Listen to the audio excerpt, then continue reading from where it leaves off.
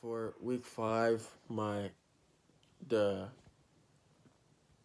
um topics were the while loop, case study, guessing numbers, then loop design strategies, controlling loop with user confirmation or send no value, the do while loop, the for loop, which loop to choose, the nested loops, minimizing numeric errors, then case studies, then the keyword breaks and continues. And then for the two case studies, it was checking palindromes and displaying prime numbers. And then some key terms were break statement, continue statement, do while loop, for loop, and send no loop, pressed it loop, while loop. And this week it was I think it was probably one of my toughest ones because there was a lot more questions on the quizzes, more programming projects, and probably more reading this week. And so for the while loop, a while loop executes statements repeatedly while the condition is true. And, well, yeah. For guessing numbers, it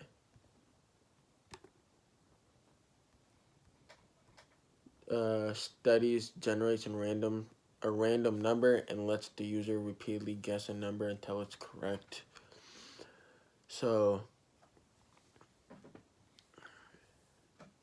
you're just repeating it until you get the right answer. The videos this week everything was the same, to be honest. It was very helpful. The videos were good. The reading was good. It was just more than I expected it to be. And for the summary, there are 3 types of repetition statements: the while loop, the do while loop, and for loop. A one-time execution for a loop body is referred as an iteration of a loop. The while loop checks on the loop continuous condition first. If the condition is true, the loop body is executed. And then which loop to choose. You can use a for loop or a while loop or a do while loop. Whichever one is convenient, you do that one. And so the while loop and the do while loop are easier to learn than the for loop. However, you will learn the for loop quickly after some practice. And so for the nested loops, a nested loop is basically a loop can be nested inside of another loop.